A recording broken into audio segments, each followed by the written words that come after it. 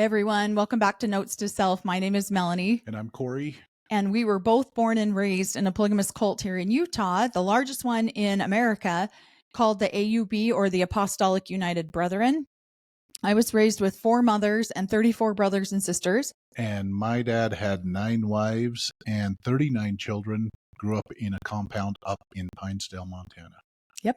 So this is the episode that everyone's been waiting for. We talked about it a couple of weeks ago on our channel, where we went to a funeral and we had a little bit of a run-in and confrontation with the current prophet of the AUB. So mostly me, have had to do some healing around this one because I didn't want to get on here and I had a wounded side of myself that wanted to get on here and just say all of the hurtful things that I felt. And then I had a higher self that wanted to talk about things that are more healing and not just destructive. So I've been in conflict with myself for the last couple of weeks, working on healing through some of that. And so now I think we're ready to talk about it. And this is why we always recommend to please do your healing work. If you have not started, now's a great time to get started, because there was a time and a place in my life where if something like this would have happened and my dad would have spoken to me like this in public, I would have instantly reacted and been wounded by it and maybe come out and said some things that I would regret later. But because we've done so much healing work now, I was able to take a step back and really evaluate, how do I feel about this? What's happening with this? And that way we can kind of get on here and talk about what we experienced along with what we've learned from it. Now, this will be something that we will be learning from for a long time, because this was a brand new experience for Cory. He had never seen this side of my dad before. I don't know how many people in the AUB have seen this side of my dad before, but there was about 300, maybe 200 people in the room when he decided to do this very, very childish outburst in front of everyone. I felt like it was extremely disrespectful to the family who was in mourning over their mother. I mean, it was more of a celebration of life because this woman lived such a rich, full life.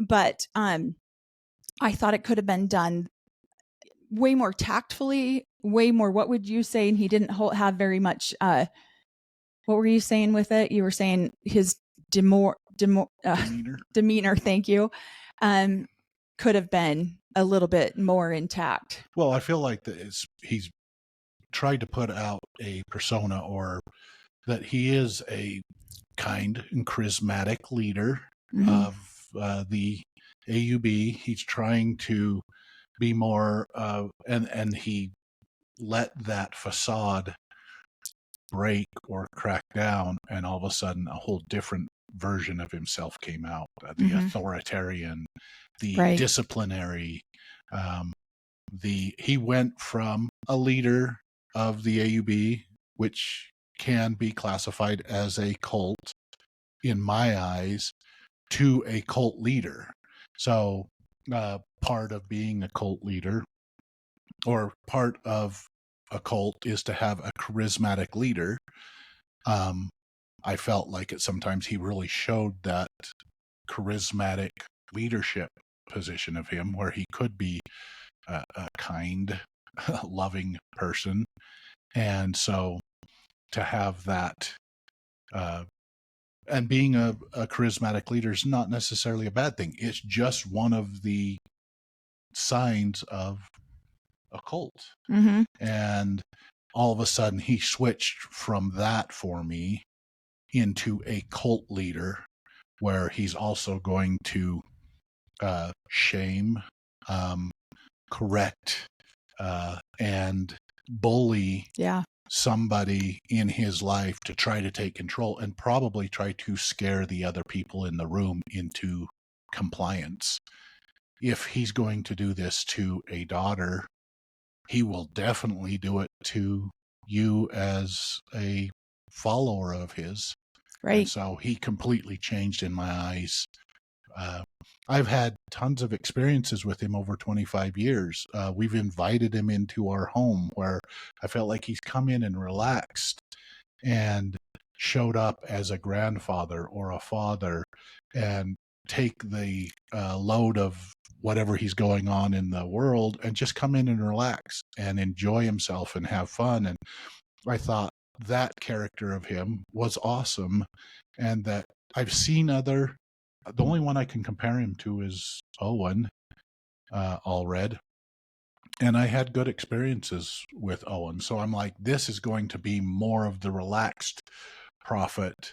I never saw the other side of Owen because it was only on trips when he'd come up to Pinesdale and he tried to put on, we considered him an Uncle Owen, doing this or doing that. So I never saw a negative version of him. I know that the other people had experiences with that, but all of a sudden, for the first time in my experience of this leader, Yeah. it was he changed in my mind from a charismatic leader, a guy who was trying to do stuff, to a disciplinary and ultimately what I would consider a cult leader. So that's well, and we have had a lot of high hopes maybe for the way that my dad would come in and, lead the AUB. We gave him a lot of grace because we were really hoping that he would come in and be completely different. So at the end of this video, I'm going to tag another video that I made when I very first started. So bear with me because it's way more rough because I was brand new getting started. But we talk, it's a video where I talk about this different signs of a cult. And then I also give a real life experience in each one of those steps. So we're going to talk about that, and we'll have that at the end of this tape. But to give you a little bit of context about the type of man that I grew up with, I grew up with my father. And again, we really did give him a lot of grace. We were hoping that things would be a lot different, but based on the experience, before we get into the details of the experience, I want to give you a little context behind the man. And then we'll go into like what exactly happened and our reaction to what happened. So one of my very first childhood memories is absolute fear and absolute it was one of the worst, I feel like, child abuse situations. I remember I would have been 2, maybe 3 years old, and my parents had just purchased this home, and I was crying, and my dad put me out on the back porch, and I remember being terrified. I just remember like screaming and crying because I thought for sure, like for some reason, wolves were going to come and get me. So I'm banging on the door and I'm screaming, and my dad's inside and he tells me, when you stop crying, you can come back in. Well, I'm 3. I'm 3 at the most. I can't be any older than 3. And of course, I'm terrified. It's pitch black outside. It's after midnight, in the middle of the night. And so, of course, I'm terrified. I'm screaming. I'm crying. I'm like, I'm going to get eaten any minute. So he brings me inside eventually, and he spanks me, my leg. Now, his hand is probably bigger than my entire leg, and he leaves a handprint on me. I remember this very clearly. I remember the way he grabbed my legs as he was like spanking me. And then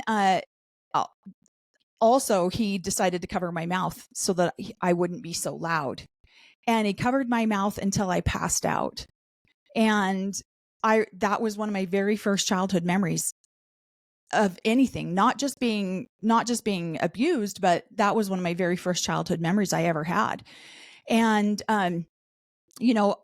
another thing too is shame on the women who stand by and allow this kind of behavior to happen.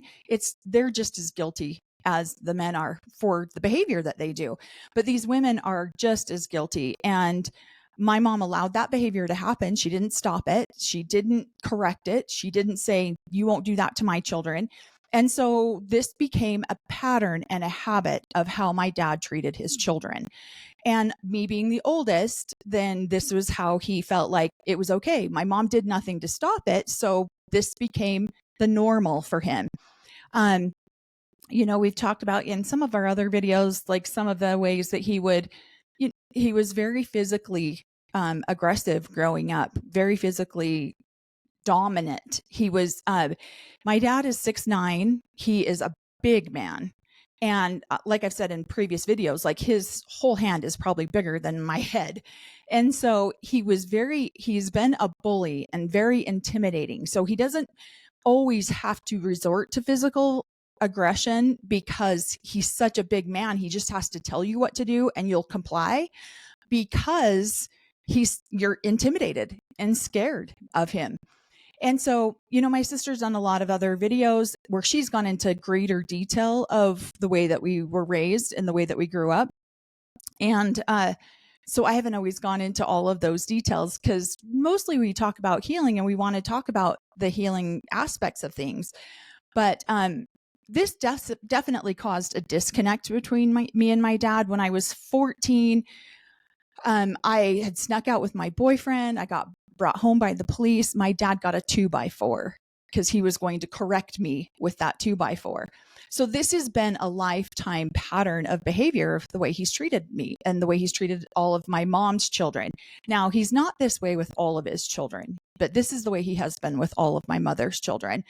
And again, I attribute a lot of that to my mom because she didn't correct the behavior and she allowed it to happen. So there's a lot, there's a lot of not that we want to place blame on one or the other, but parenting should be a co-parenting thing. And it feels like in polygamy, it isn't always a co-parenting thing. It's this man makes demands, the woman has to follow. If she doesn't follow, then, there's a price to be paid. Did you guys experience that in your family? Yes and no. My mom, in most times I was being disciplined by my mom. It was a single mom thing, but dad would come in and discipline us too. So, yeah. Yes, that it was the rules are you spare the rod, you spoil the child. We were not spoiled. I was not a spoiled child. No. I had the rod many a times to adjust my behavior and stuff like that. A lot of times I could be more open and ask more open questions to my older brothers, right, than I would ever dare ask my parents because I didn't want to get disciplined with the rod or with a punishment. If you asked the wrong questions, or if you were disrespectful, or if you ask why a certain rule was in there or behavior was in there, you would be disciplined for it. And so a lot of times you didn't question the rules that were laid down in the home. And so we didn't have a lot of clarification why the rules were there until I was more of an adult. Right. And the interesting part is later on in life, my parents realized that us older kids couldn't have open communications with them. And so I felt like they changed their parenting behavior later on in life with my younger siblings and had more open communication and less rod. Oh my gosh. My younger siblings still got the rod too. So, and we say that all the time, like between me and my youngest sister, I'm like, you were raised by completely different parents than I was raised by.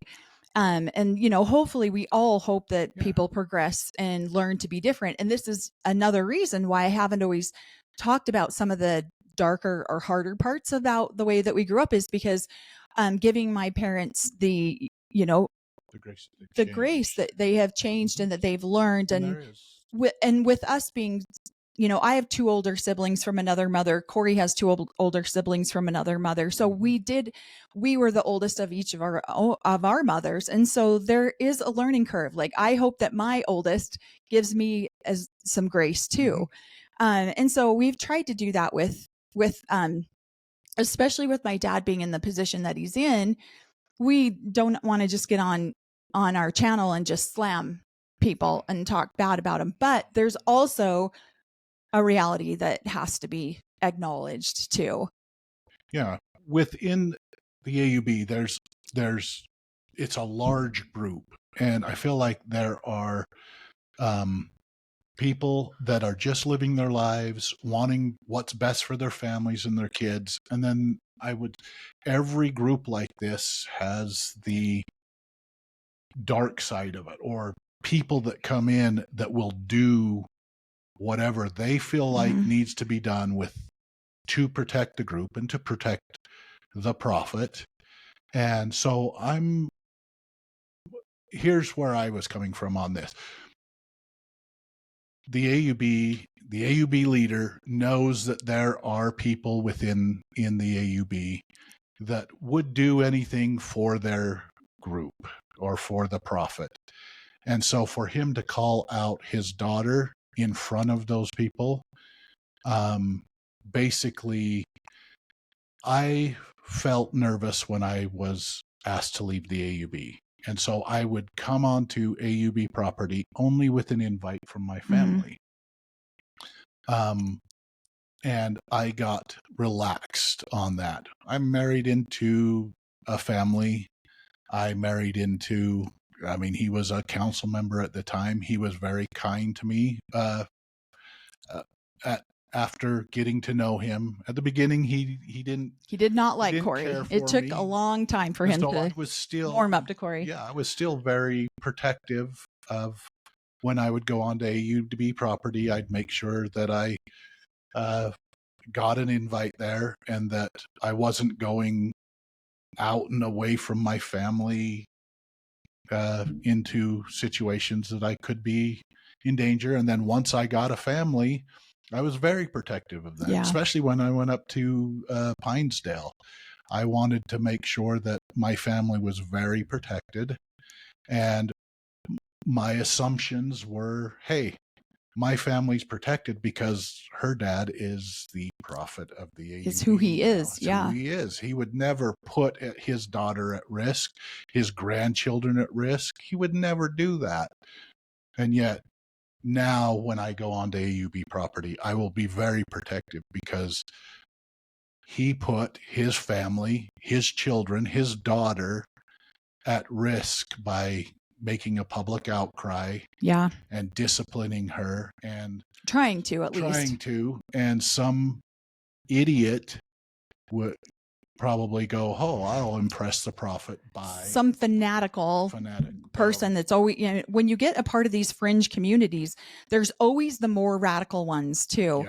And so with my dad, he, in 2020, we did a plant medicine called ayahuasca, and we are going to create a video on that one later. That's just really, it's a very spiritual experience for us. So we've been holding off putting that one out there. But during that ceremony, some of what I came back wanting to heal my relationship with my dad. My dad and I have always butted heads my whole life. There's been times where I felt more brave than others, and I've told him exactly what I thought and how I felt about him. And then there's been other times where I haven't been as brave and I just don't really say much. I don't disagree with him. I just don't agree with him. I just let it be and walk away. Well, in 2020, when we did ayahuasca, I came back and I really wanted to heal my relationship with my dad. I really wanted to hear him differently.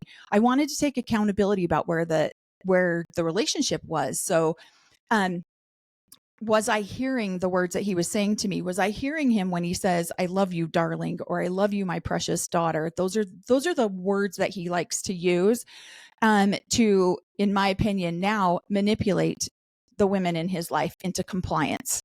And so he will say these things to you like, I love you, my precious daughter. I love you, da, da, da. And so I really, really gave it a strong effort for a couple of years. I tried to hear everything that he said to me through the ears of a loving father that just wanted to dote on his daughter and love on his daughter.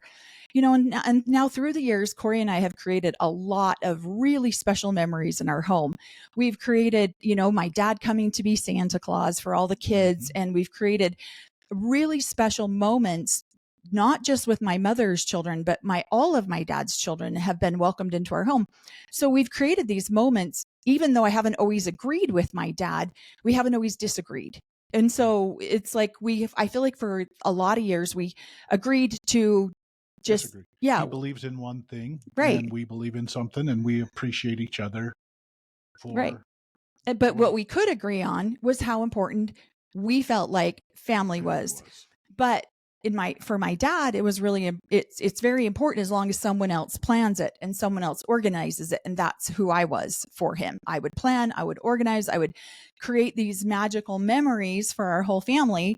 And so yeah, that's kind of the relationship that I had with him. So after we did this ayahuasca, I really just thought, you know what, I want to take that relationship to the next level. I watched how close Cory became with my oldest daughter, is not biologically Cory's, but I watched the relationship that they had. And I was like, if he can create this relationship with this little girl, or she was a woman by then, and have that unconditional love between them, I mean, obviously I can have that with my dad. So I really worked hard for a few years. And now, of course, I'm working on this when my mom's trying to leave my dad. So now my mom feels like I've betrayed her. I'm I'm on team dad. And I'm like, I'm not on team anyone. I'm on team Mel needs to heal with her father. That's the team I'm on. Mel wants to hear things differently. So then after a while, things just started to roll downhill. And then he became the prophet, and my sister started speaking out publicly. So then I decided to create my own platform where I could control what was said and how it was said. And that I felt like I could represent more fairly the way that the relationship with my dad was. And then also with with my sisters and my mom. And so when my dad became the prophet, let's see. So he was the prophet for about a year, and my little brother passed away. And the way that my dad handled that was so disgusting to me. He, to this day, has still never said a word to my mother about my brother's passing. We just had the 2nd-year anniversary of that a few days ago. And so after he passed, my sister took her to Disneyland, my little brother's favorite place. He has Down syndrome. He functioned at about a 4 or 5-year-old level. So for him, everything was amazing. And so my sister took my mom to Disneyland, and my dad and his legal wife decided to change the locks on my mom's house to create some level of, I don't know why they did that. But it was disgusting. So at that point, I took a huge step back from my dad at that point. And meanwhile, I am starting my channel at this point, and we're starting to talk about things. I'm giving my dad a ton of grace. And, but I did use the word cult online, and my dad made a phone call to me instantly demanding that I never use that word online again when referencing him or his church. So of course, I'm going to have to use this word now a million more times because he's not going to tell me what to do. And now this is the one thing that I do respect my dad for, is the fact that he stands firmly for what he believes in. He does. The thing that he doesn't realize is that his wives raised children to do the same. Most of his wives raised children to stand up for what they believe is true, stand up for what they believe is right. I don't believe that my dad had too much to offer in the way of rearing his children, other than the discipline. But the rest of it, my mom has 7 girls, and a lot of us will stand up and say what we believe to be true. So, so that was a little hard when he changed the locks on her home. And we didn't understand why. There was no rhyme or reason for it. The only thing that was said by his legal wife was, we just love your mother so much that we need to make sure that she's okay. So we need to be able to get into her home whenever we are worried about her. That was the only rational distinction. So I decided to start talking out, still giving my dad tons of grace while speaking out on my channel. So the last year, Cory and I have been both speaking out a lot, and we have, used the word cult when in regards to the AUB. And again, I'll tag that video at the end of this video that defines a cult. And the way we were raised. There are situations that we were raised in, things that happen to us that classify as cult behavior. Right. So, and if they want to not be a cult, then they will change some of the behaviors that are cult-like within their community. Yeah. And I feel like that they were changing some of those. And we thought my dad would come in and change a lot of that. The one that changed a lot of that to make it more of an open society, more of a loving society, more of a, and he has gone through a lot of classes with you guys. There was a lot of healing, a lot of healing that's been going on. And I don't know if he was just having a bad day, but he definitely brought out, and he can, my assumption on that was that he will probably come up with a, well, I was righteously angry. And every time somebody within the community is righteously angry, they weren't angry out of lost control of their thing. They were angry because they are righteously angry, and Christ ran the money changers. The only time Christ was ever righteously angry was when he ran the money changers out. So obviously we must be money changers within their church, I guess. So right. And there are different scriptures that could be used on that. So right. And I was super impressed. There was a lot of humor about it too, because when we went out of the building, I was giving her a high five. Holy crap, you just got the prophet of the AUB to claim he was not the prophet. And so this is where my Monty Python humor came in, from watching Monty Python as a kid and growing up. I know we didn't watch it as a kid within Dad's thing, but as we became young adults, we started watching Monty Python a lot. And yeah, I can imagine people within the community going, what did he just say? I think he just said he wasn't the prophet. Oh my gosh, who is the prophet? Do we vote on him? No, we don't vote on him. God assigns him, and we just raise our hand and confirm that we believe God's doing right. So, yeah. So there was a lot of humor in it, but it was a surprise to both of us. It was very surprising. It was that somebody that I thought that has healed over the years. I also did ayahuasca at the same time Melanie did, and I was trying to repair. My father had passed, so I was trying to repair some connections with the way I was raised too, and give him grace. And so I feel like that my father was not the prophet. He wasn't even a council member. He wasn't any of those things. And I felt like I had a lot of healing with my father before he passed away, but also a lot of healing. And I thought because of the open healing that had been going on, that if we had a disagreement on anything that we were saying or doing, that he could just pick up the phone and talk to us, and we would correct our, oh, okay, well, yeah, let me look at it from his point of view. Let me look at it from his way. And so I felt like I have been on here as no, that there's two sides to every story, and he is probably what's best for the AUB. Yeah. And going to open it up to less of a cult-like behavior and more of an open, loving community, where he would, if you would, shun away from the controlling part of it, the shaming part of it, the part of it where people are fanatical, you know what I mean? He was considered more of a liberal prophet. He communicated liberal type things of, no, that's none of our business. We stay away from that. That's for the family to learn. There were some things that popped up that I was like, okay, but all of a sudden, when I thought that we would come in, and if he wanted to have a conversation with us, we'd do that. But she has challenged, in my opinion, she has challenged his authority online, and he was going to chastise her. Make me an example in front of everyone. In front of his community, to show that he had leadership. Shame.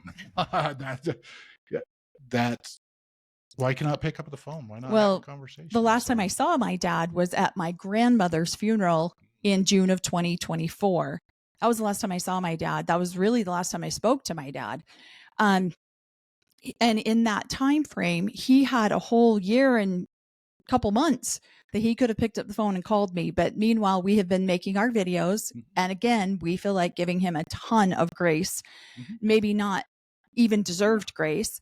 And so at any point, he could have picked up the phone and called me to say, hey, let's talk about this. Let's have a conversation about this. But he didn't. He waited until the next time I saw him in person, which happened to be at this funeral. And I debated on whether to even approach him or talk to him or anything. Because of the love and respect that I had for this woman, I didn't want anything to happen at the funeral. And I really didn't know if it would or I didn't think it would. right. And so we went to the funeral, we went to the viewing. He was, obviously he was there. But his wife that he had with him has, she's sick. And so I said to Cory, I'm going to make that the very last thing that we do is to go say hi. Because I wanted to be kind to her because she is sick. She is terminally sick, possibly terminally sick. And I wanted to go be kind to her. She married my dad when I was 14. She's been one of my moms for the last, 30, 40 years. And so I wanted to go up and just be kind to her. So the last thing we were doing on our way out of the funeral is going up to say hi. So I walked up to her and I said, hi, Aunt so-and-so. We call other mothers aunts. We don't refer to, in my family, that's how we do it. We don't refer to them as mothers. We refer to them as aunts. And I said, hi, Aunt. And I said, how are you doing? I hope you're doing, I hope you're feeling better. I hope you're doing okay. And I was trying to be kind to her and put my hand on her shoulder and just was really trying to, we had been at this funeral of a dear friend. We went there just with all the love in our hearts to be so kind and loving to this whole family because we know they're grieving. They're celebrating what a wonderful woman she was, but they're also still grieving because their mother has left. And so I decided I'm just going to be kind. I'll say hi on our way out the door. So then I looked at my dad and I said, hi, Dad, how are you? And with all the venom in the world, he started screaming at me. And he said, you stop talking about my church online. And then he started screaming loud. So now Cory gets sidetracked with somebody because this is the first time I've been at this funeral we were there for 3 or 4 hours. 4 hours. And most of the people that were coming up and talking to me thought that I was my little brother. So they were communicating to me of, hi, my little brother's name. How are you doing? And I talked to most of them and did everything. There were some family that I had there that knew who I was and came and talked to me. But this is the first time that I had seen this other person and he called me out by name. He knew who I was. And I'm like, oh my goodness, turned and started to talk to him. Because that was the first time he acknowledged that he knew who I was growing up, and I hadn't seen him for 20, 30 years. And so I was acknowledging and talking to him. So I had sidetracked or sidestepped, stopped, and she was heading on the way up to talk. So I'm thinking he's right behind me, yeah, right? I'm communicating for the first time, the first person who knew my name at this get together. So my dad is literally spitting as he's screaming at me. And he says, you stop talking, you stop. I can't remember exactly. I was in such shock that he was going to talk to me like this in front of everybody. And he was like, I am not the prophet of a polygamous cult. And that's the only thing I heard. That was the loudest part of it. He yelled and that caught everyone's attention. Everybody's attention that I am not the prophet of a polygamous cult. And I'm like, what? He's not the prophet? What did you get the prophet say? I didn't know what she had communicated to him. And it brought everybody's attention to a halt. It was a family dinner. Yep. They were having everyone be there for the family dinner. So there's still several hundred people there. And I just said, and so then I calmly put my hand on my dad's shoulder. And I said, really, Dad, do you want to do this right here and right now? And he said, I'll do this wherever I feel like it. And he's literally spitting venom at me. And I said, wow, Dad, I can't believe that you are, I can't believe you want to do this right here at a funeral. And he's again screams at me. Now, I knew a couple of the people sitting at the table, but I didn't know who was sitting right next to my dad. I'd never seen him before. And he like leaned in at me. And I remember I made eye contact with him, like, you should just sit down and not get involved. But even the kid across the table, him and his wife were kind of like, he laughed out loud, like, this is a joke, right? And so I said to him, I can't believe you're going to do this right here in public like this. And he goes, I'll do it wherever I want to, screaming at me. And then he flipped like Dr. Jekyll and Mr. Hyde. And he says to me, with that being said, it is really good to see you again. And so I had my hand on his shoulder and I put my hand on his heart. And I said, really, Dad? Because you're not being very nice or kind to me right now. And he just flipped back again and started screaming at me again. And he was like, you want to talk about being nice or kind? You will stop talking about me online. I don't ever want to hear you say another thing about me online. And he is literally spitting. Now his wife is sitting right next to him and she's just shaking her head. And I can't tell if she's shaking her head because she's embarrassed by him, because she's sad about it, or if she's like, great, finally this is coming out.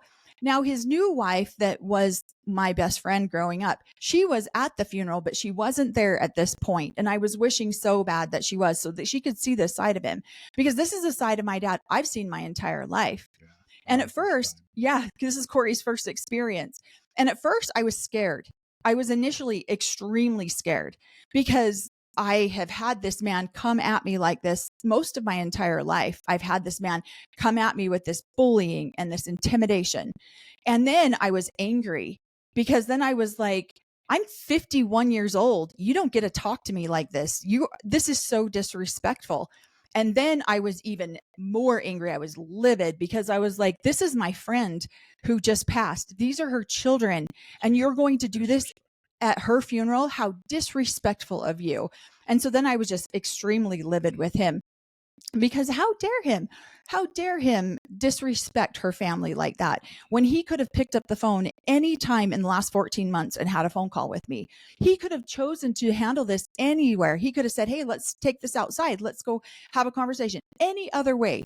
But he was asserting his authority over me. He was asserting his righteous anger in front of his congregation. He became a dictator right then and right there. And he says to me, and I said, I can't believe you're going to do this at her funeral. And he's like, and then he says, I'll do this I'll do this wherever I feel like. And I said, I can't believe you would disrespect her that way. And again, the kid next to him leans in to me. And this is where I don't know that we fully appreciated the amount of danger we physically could have been in at that point. So then I just said, you can do this wherever you want, but I don't have to stand here and take this from you. And I turned to his wife and I said to her, I really hope that you are feeling better. I really hope you get better. I just wanted to come over here and say I loved you and say thank you. And then I walked away. And so I started walking out of just held my head up high and started walking out of the building. And Cory's over here like, what the hell just happened? Now you can tell. I was just stunned. Here's the thing. I'm not afraid of him as a prophet. He's aged. He's an older man. He's 73 now. So, and I'm not afraid. I was surprised when he said that, but what I was instantly worried about is the fanaticals around him, people around him that would feel justified or almost righteous if they behaved a certain way or protected the prophet and his thing. And I'm like, we're not a threat. We are your loving children. You have grandchildren through us, great grandchildren now.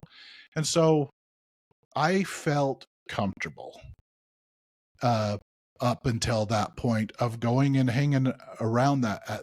I do not feel comfortable anymore. Here's the thing. I want to But he did shake your hand.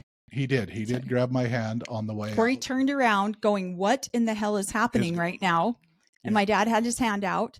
So again, Cory is favored. Switches. I'm like, we're both on this podcast together, yo. What is happening? We're both saying it. So he'll reach out. But he reached out and said, hi, Cory. And said hi. And then I'm like, oh, my wife's going that way. I better follow. I started following out, but I've got my head on a swivel because that was the first time that I was like, I don't want a fanatical to think that we're threatening their prophet exactly, and that they can do it. And and I am stunned because why would he put his daughter and his family at risk? I thought that's something we both had in common, that we both loved our family. We loved the same people. And that was my first time going,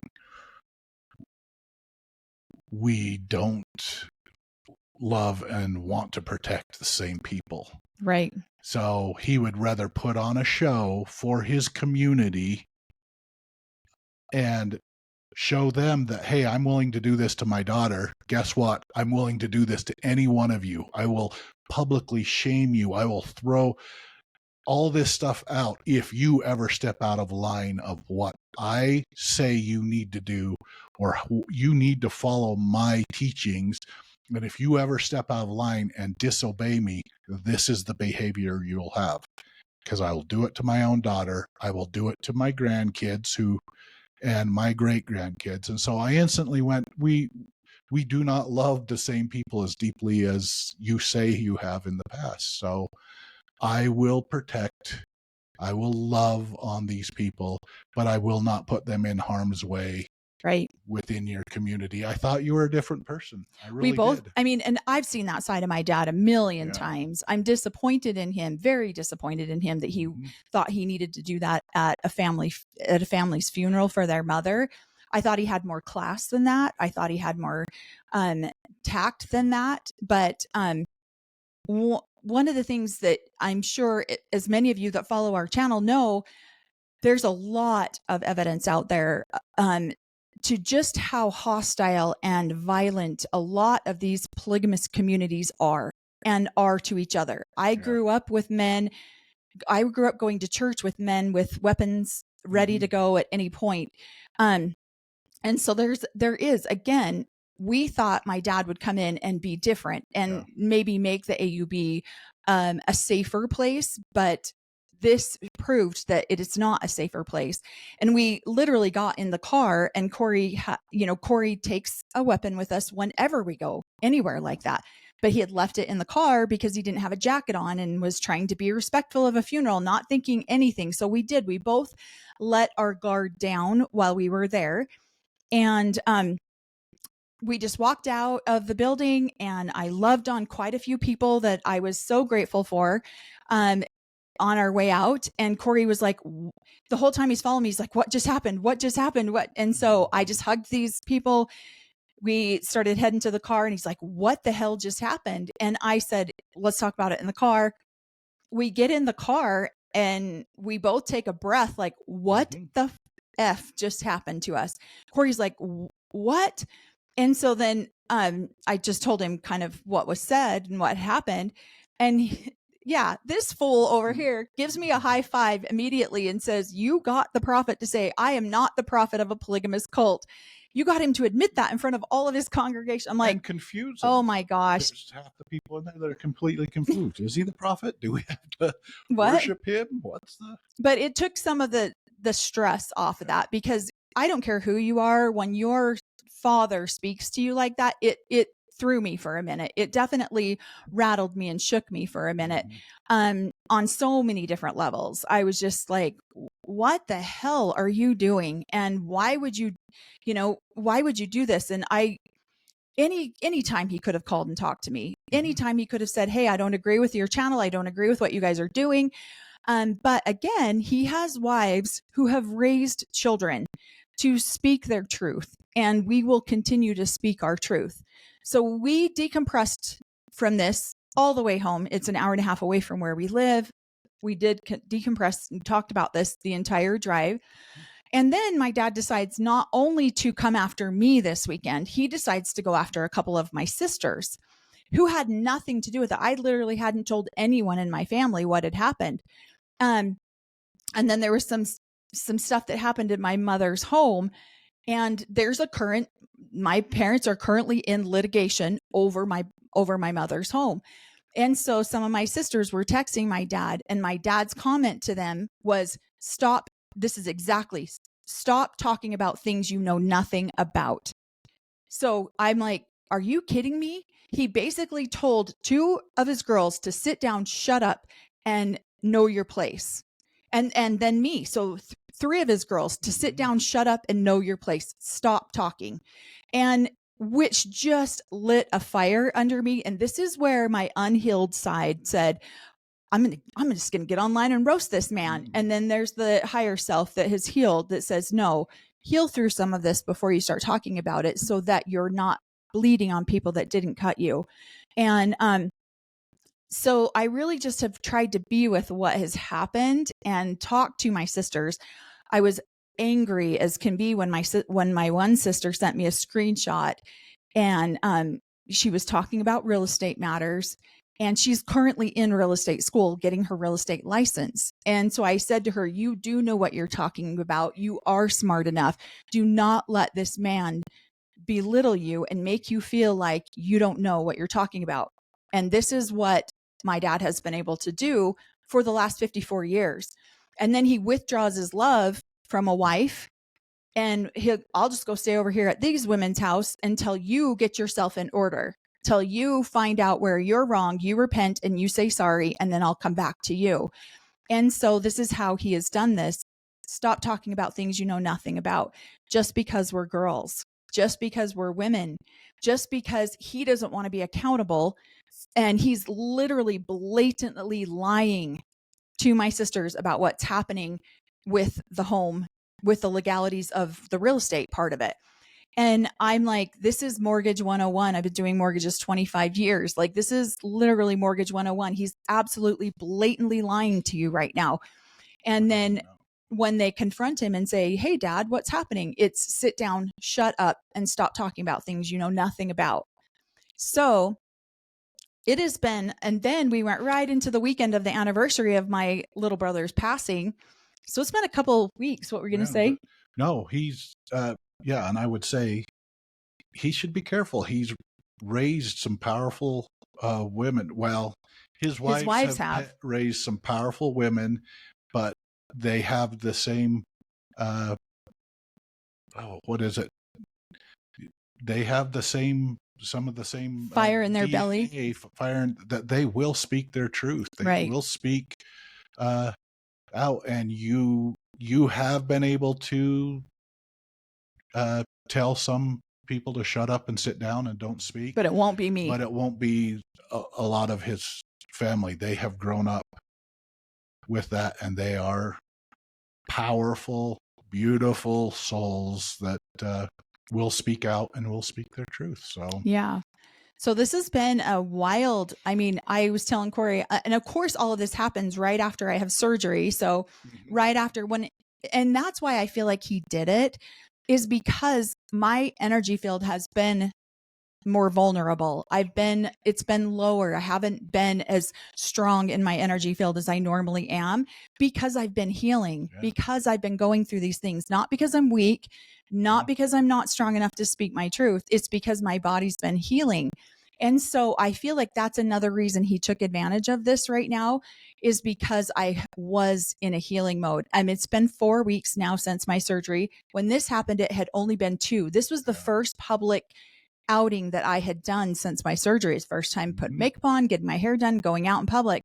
And so I feel like he sensed that weakness and he pounced on it. And, but because we haven't talked about it in the last 2 weeks doesn't mean we weren't going to. This has been something I have just wanted to do with clarity and with integrity, so that I'm not, again, bleeding on people who didn't cut me. Well, and I just want to thank the AUB. So made us aware. Yeah. So here's my appreciation to them. When I was a young adult, I went to a meeting of in the AUB, and one of the council members got up and basically outed me to the community of my sins, and I was in the In repentant detail. stage, in detail, repentant stage, and most people call that public shaming. And so I was a little set back at the time, that why would I come to you to repent and tell you my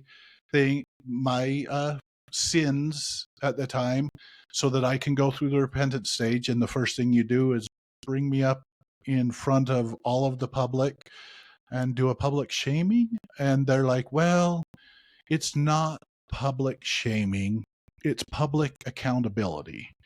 And so Yeah. you guys trained me For through public. for with all of this knowledge, all of everything, the way we grew up. And so now all I'm doing is getting online and doing a public accountability thing. And you can't be frustrated. You've taught us well. Yeah. So Yeah. it's not public shaming. It's communicating what we see growing up. It's public accountability. It just happens to be with the current prophet of the AUB, who, in my eyes, was and has the ability to be a decent human being. And he switched that in one episode to, he literally changed from a father, a grandfather, Yeah. all of this stuff, something that he had been showing that he was trying to change, I guess, over 25 years, into a cult leader, into Quick. somebody who would shame and risk his family and his daughter. And I have a complete appreciation. Thank you for showing me that. I will not go on to your property. You're more than welcome. When we have encounters, it's great. Let's do it over the phone. Let's do that stuff. I have appreciation now that I know that you are the leader of a group of people that classify as a cult, and you stepped forward and took leadership of that community as a cult leader. And yeah, I I think have respect for that, and I will stay back in the. one of the things you said is he became a Warren Jeffs in 2 He seconds. did. Yeah. All of a sudden, it was completely about control over the narrative of his people, control over you, control over the situation. He was in control, and he was letting people know he was in control. And you better shut up, sit down, and listen to and what know he's your saying. place. Know your place. Yep. So yeah, it's been a big eye opener. We have tried to give the AUB as much grace as possible, and we still will where it's deserved. But we definitely will be speaking more openly and honestly about. I mean, again, we have said this with the show Sister Wives, that we didn't feel like they came out to be deceiving or misleading. But there are times where you try to maybe rein in some of just how severe things can be, or just how severe the abuse is, or severe the violence is. And so we've learned to, talk around that, or maybe not be as open about that. So we will now be being a lot more open about that on our channel. We will still give grace where grace is deserved. And honestly, we truly did. We both felt like if anyone could come and lead the AUB in the direction of, still believing in what they believe in, but having acceptance and charity for their loved ones and still welcoming their family, it would be my dad, because he's done so much healing. But I am and I have complied with my dad most of my life. Or I've just not said anything and walked away. That's on me for not speaking out, because now that I'm speaking out, it enrages him that he can no longer control me or the things that I say, especially when I'm doing it on such a public platform. And I always thought my sister was doing her interviews, and I always thought she was being so over the top harsh on my dad. I've had a lot of apologies with her in the last 2 weeks. I've very genuinely apologized to her, saying, I'm so sorry that I didn't see more of this because of my ayahuasca experience. I was really trying to just give my dad the grace that he's healed in so many of these areas, and he just doesn't deserve that grace. And when we got in the car, we literally, decompressing, and we sat there for a minute, and I'm like, I don't think we appreciated fully how much physical danger we were actually in, or could have been in under those circumstances. We just didn't appreciate it. We got lazy, we got relaxed, we got, and now having our platform, we have to be more careful when we go. Now, not that I'm going to go out looking for everyone to come at us. I don't feel that way at all. There's so much good in the AUB. There's so many good people. I would say that there's tenfold more good than there is bad. Mm-hmm. There is just all it takes is one or two fanaticals that come at people and name the entire organization gets a bad name for that. Yeah. And again, the reason my dad didn't want us to use the word cult is because it created an us versus them mentality. And when you do us versus them, you can dehumanize people. And then it's like, I don't care what happens to them. I don't care, deport them all. I don't care what happens to them. Fine if they all go to heaven in a fire. It doesn't matter because you've created us versus them. So that's what I know my dad was trying to, that's why he doesn't want that word used. And I respect that and I understand that. But nonetheless, it is the word that defines the church that he controls. Yeah. And yet he's okay. I feel like that he's okay with creating that us versus them. With his own children. Right. So, and here's the thing. Yes, Melanie was like, I don't think that he's watching. I was like, maybe he is and everything. But I'm going to assume now that he wasn't watching all of our stuff, because if he had, he would see that we're trying to be even-handed and say, hey, this is the good stuff in the AUB. This is stuff that could be worked on. You know what I mean? There are things in the AUB that need to be cleaned up, that need to be healed. And I give credit to a lot of the AUB members that are just trying to raise a family and be loving and do stuff like that. And that there's just these fringe people on the side and everything. Right.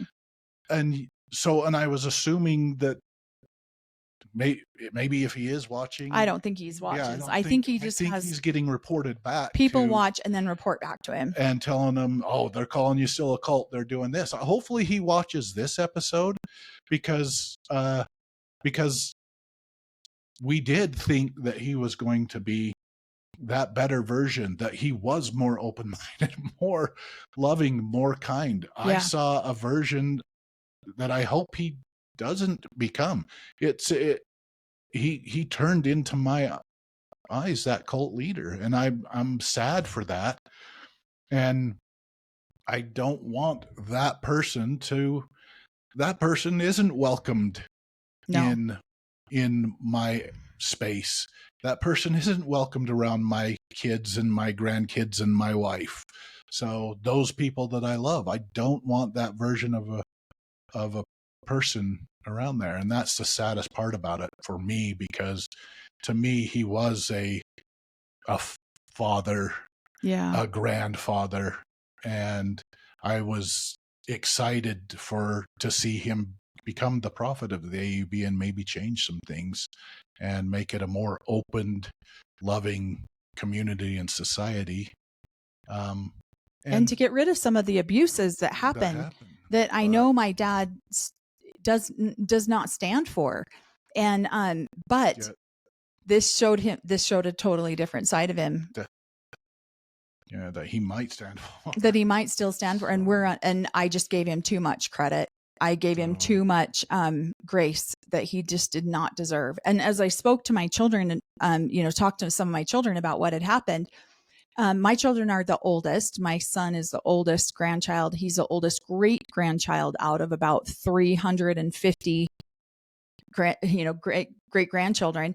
And so as I've spoken to some of my children, they have expressed, I had a deep fear of him growing up because I watched the way he treated some of my siblings, and some of my kids were genuinely afraid of him. And I was unaware that was so deep within them. So this has brought a lot of, we've really had to dig deep over the last couple of weeks, especially with everything happening with my mom and the litigation going on between my mom and dad. And then the anniversary of my brother's passing. Our emotions have been really on a roller coaster of trying to figure out how do we make this video and make it so that it's not just taking stabs at the AUB, because the AUB does have more good than it has bad. Mm-hmm. But it just takes that one bad apple to do something stupid, like the kid sitting next to my dad at the table who leaned into me twice. And I was so angry at that point that I didn't respect the fact that I could have been in physical danger. And I just glared at him and eyeball to eyeball, like, sit down and don't get involved in this. You don't want to be involved.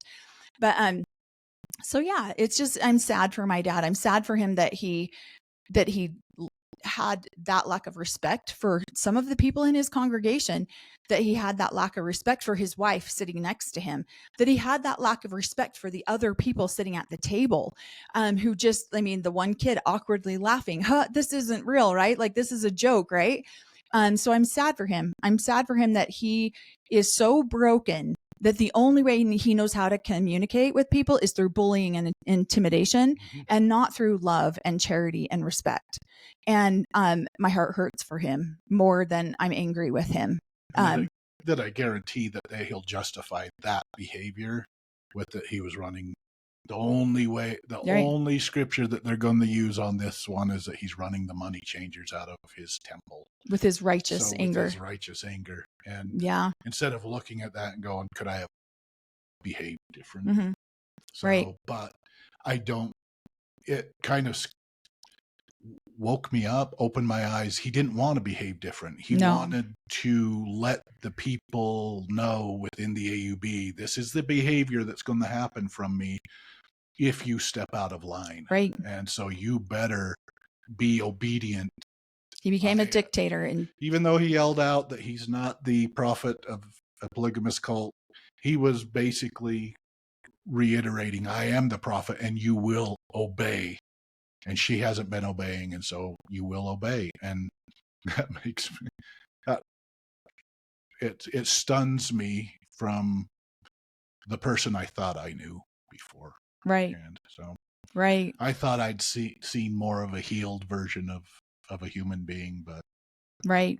Hopefully this is a wake-up call. Yeah. It was a wake-up call for me. Thank you. And if you're watching, hopefully it's a wake-up call to, I don't know, go back, be the nice person you used to be. Right. It's not as important being a leader of a cult. So right. So yeah, there's that's what happened. It has changed our perspective of so many different things. Mm-hmm. It's changed the way that we will now function when we do go onto AUB property. When we do have anything, I thought funerals and weddings were safe. It has changed that perspective a ton. What? I'll go back to getting written permission to be on AUB property. So I don't know that we'll obtain that, but I will from my parents, my mom. So, but yeah, it's definitely given us a whole different paradigm shift of what we're doing here, and we will keep speaking out. We will keep talking. We don't always make as many videos as we'd like to. There is a little bit of hesitation there. There is a little bit of like, what do we need to do? How do we need to talk about this? But we will be moving forward and continuing in what we're doing, because the feedback that we get, the direct messages you guys send us and the comments online are overwhelmingly positive. And the people that we've helped already that have reached out and said, I need help, that aren't even necessarily just in the AUB, just in situations in general where people want to heal and need to heal. So we will keep speaking out. Again, it's been an emotional couple of weeks for us. So thank you guys for being for being so patient with us as we have been navigating through some of these, what feels like an open minefield. Because it's like, what is coming next? Oh my gosh. Like, I end up in the hospital. Well, my mom ends up in the hospital, then I end up in the hospital. And then it's like, it just feels like this summer has been a beast for us. And so, but all it's doing is making us more determined to keep going and keep working through the healing that we need to heal through, because this has opened up a huge opportunity for us to heal through some things that, and some of my sisters and some of my family members, this has given them a huge wake up call as well. Not just for us. So I feel like it gave me permission almost to, I was like, no, I'm going to be it's a cult. It has these behaviors. This is what we were taught. Those are things, but I was giving it a lot of, hey, this I didn't appreciate as a kid. But now I'm going to be like, no, that behavior was absolutely wrong. It was abusive. It's a bullying behavior, and I won't accept that. I won't let that be a part of our lives anymore. I will not be bullied by a group and a leader that I was asked to leave 35 years ago. You guys have zero control over us. So enjoy. If you're frustrated with the behavior, sorry, it was your council members that taught us how to do this. Show some accountability for you. This is our experience. This was my experience. And you don't get to bully us. You don't get to tell us what we can and can't say. This is our experience in growing up in this community. Sit back, enjoy, watch it if you'd like. If you don't, have your little lackeys watch it for you and give you the highlights. But you don't get a say and tell us how we share our experiences. Life. So you did that for the first 20 years, 25 years of our lives. Yeah, you're done. Sit back, enjoy the show you've created. So enjoy. So hopefully, I know this is a little bit like maybe a heavier topic than what we sometimes talk about. And we do use humor a lot in our healing, not to avoid healing, but just because sometimes the way we grew up is heavy. Yeah. It can be really dark and very heavy. And so we really have tried to maybe lighten some of it, especially when we talk to our children. We don't want to lay that heaviness on our own children. Yeah. And so, it is. This was what we experienced a couple weeks ago. And thank you guys for being patient with us while we worked through how to share what we experienced. And we still didn't even really, I just wrote down bullet points of things that I wanted to share. And we didn't even go over a script or anything like that. We're like, let's just get on there and talk about how we felt about it and our own experiences on it. So, And I would like to do a shout out and thank Monty Python for giving me the humor. I really enjoyed all of your work because it allowed me to put humor to the dogmas we were raised with. And so I've made fun of, and I will continue to make fun of and bring humor into the dogmas that I grew up with, the teachings that they taught me and then did the exact opposite of. So I enjoy their dogmas, their teachings. They rammed my head full of it. I thought I got rid of it years ago, but it's still all in here in humor. And I will be making fun more and more of your dogmas and your trainings of us growing up. So enjoy, sit back, grab your popcorn. It's going to be fun. So thank you guys for joining us. If you've made it this far, thank you so much. I'm going to go ahead and tag that video that I made about what defines a cult. I'll go ahead and tag that here at the end of this video, and we will see you on the next one. Oh, go. Thank you for watching. If you're watching, if not, thank you for watching and reporting back to him. So yeah, appreciate it. Thanks everyone.